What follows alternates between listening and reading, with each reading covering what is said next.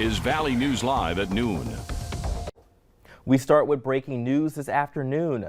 An investigation is underway after Moorhead police say a taxi driver was killed earlier this morning. Police were called to 20th Street, just south of Village Green Boulevard, for a single car crash. But when officers arrived, they found a Dodge taxi driver dead in the driver's seat. Valley News Live's crime and safety reporter Bailey Hurley joins us live from the scene now with more. Bailey, what can you tell us? Brian, you can see just over my shoulder, the Minnesota BCA is here on scene assisting Moorhead police. The coroner's office just got here, as well as just seconds ago, the tow truck to tow away that taxi cab also just got here on scene. Moorhead police and the BCA continue to collect evidence. They're still taking photos of that taxi cab and just in seconds, I'm guessing it'll be towed away. But anyway, I've been speaking with family and friends of the victim. They say he was only 24 years old, and they say that it was one of his passengers that he picked up that tried to rob him and then held him at gunpoint and shot and killed him. However, at this point, Moorhead police have not been able to confirm that detail with us. Now, I have been speaking with neighbors in this area, and they say this is a very safe and quiet neighborhood. They say that nothing like this ever happens, and it's unbelievable what happened just in their very backyards. They say they didn't hear anything last night, especially gunshots, and they say hearing of this, seeing of it, again, all of them that I spoke with today are just truly shocked. Now, at this point, Moorhead police have not said if they have any suspects or if they've made any arrests in this case. Of course, that's something we'll continue to follow throughout the day. For now, live in Moorhead, Bailey Hurley, Valley News Live. Thank you for that live report, Bailey. And if you have any information on this case, you're asked to call 451-7660 or submit a tip to Moorhead Police. We have that link on our website, valleynewslive.com. You can follow the latest on this story and other breaking news by downloading the VNL News app. Now, the Grafton Police Department is warning of a high-risk sex offender in the city. Now, Martin Torres is living in the 700 block of Manville Avenue. Torres is convicted of child abuse. His record shows he had forced sexual contact with a girl between the ages of 7 and 11. He's also accused of solicitation of a minor for trying to lure children to his vehicle. Torres is considered a high-risk offender. Well, a little bit of a chilly start to the morning, but what to expect the rest of this afternoon on this Cinco de Mayo? Let's check in with Summer Snellbach. Happy Wednesday, Summer. Happy Wednesday to you as well, Brian. And yeah, it was another chilly morning last night, or I should say yesterday morning was a chilly one as well. Our temperatures this morning, many fell into the 20s, especially across the Northern Valley and northern Minnesota. It was 23 for a morning low in Cavalier and Grand Forks, as well as in Bemidji, 25 in Hallock and Baudette, 36 here in Fargo and Valley City, as well as in Detroit Lakes.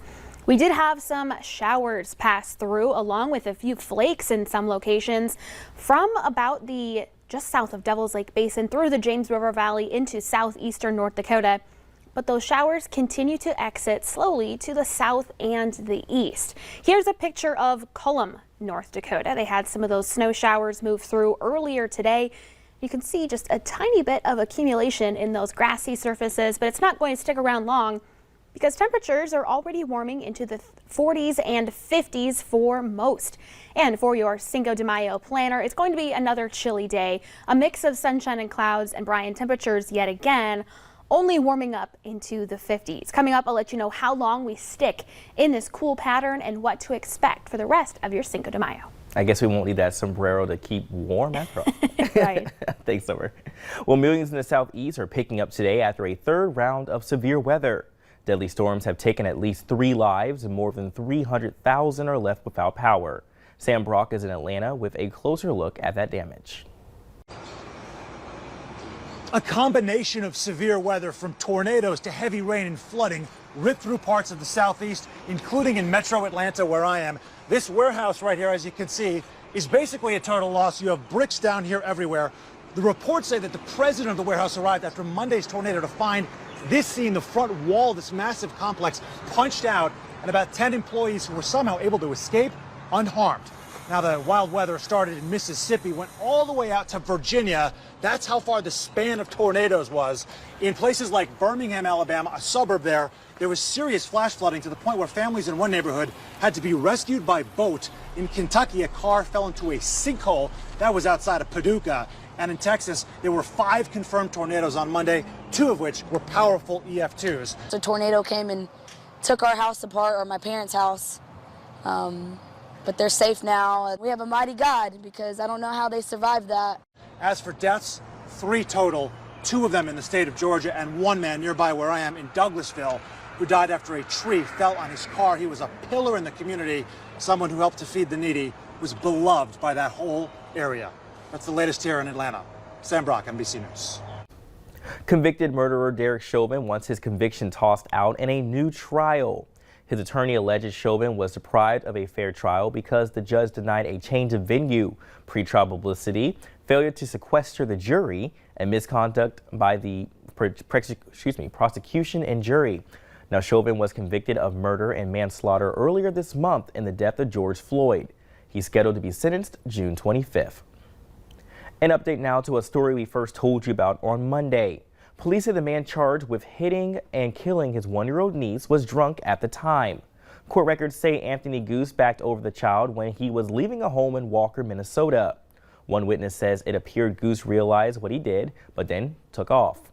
Deputies later found him and say his blood alcohol content was .123.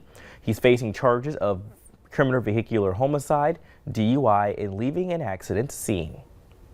Fargo police officers are going to be wearing body cameras in a few months. Chief Dave Zabowski says they should be ready in August. The devices are equipped to turn on when an officer draws a pistol or taser, removes a rifle from a vehicle, or when the squad car lights are turned on. The system costs $2.8 million and will be paid for with federal funds from coronavirus relief aid. Training for officers begins in early July. Minnesota is about to open up a bit more after more than a year of COVID restrictions. Governor Tim Walz will announce the latest dialbacks tomorrow. He's not giving details, but says it will go a long way to moving things forward. The last rollback of COVID restrictions in Minnesota came in mid-March. Currently, restaurants and bars are allowed to operate at 75% capacity, and gym capacities are at 50%. There are no capacity limits at religious services or salons. Entertainment venues are allowed to increase indoor and outdoor capacity levels to 50% with a maximum of 250 people. Governor Walz is also calling on state lawmakers to pass a summer learning package as part of the state's COVID-19 recovery. The $150 million proposal is designed to help students catch up on learning they may have missed because of COVID-19. It includes mental health support, summer preschool, and college courses for graduating seniors. The governor says the state has the money and the legislator needs to take up the issue. The city of Fargo says you can opt out if you don't want your home to be part of the citywide mosquito spraying. However, it only applies to ground spraying. The aerial spraying poses more of a challenge, so Vector Control can't offer an exemption for that. Cass County Vector Control says there's typically a small number of people who choose not to be included. If you want to opt out of the ground spraying, you can find a link on our website, valleynewslive.com. Sometimes all it takes is a thank you to show your appreciation. This is what Bonanzaville is doing for their area nurses. The exhibit is an historical look back on nursing in North Dakota, featuring uniforms, caps, and pins, and how nurses helped in the armed forces. St. John's was the first hospital in Fargo, built back in 1900. The first nursing class started in 1901. Bonanzaville says it's important to salute our nurses for answering the call to always help. They put their own well-being on the line, their families on the line as they responded and carried out. We do have a pledge of nursing, and part of it is that we step forward and we do what it takes to protect others and to protect our colleagues. The exhibit is open from May to September for the next 2 years. A nursing appreciation reception is happening on Friday from 5 to 8 at Bonanzaville in West Fargo. The event is free for area nurses. Well, coming up at noon, a shortage of mental health workers after a tough year of COVID restrictions and isolation. And it's today a day we can go outdoors and maybe eat some lunch. weather next with Summer Snowbach.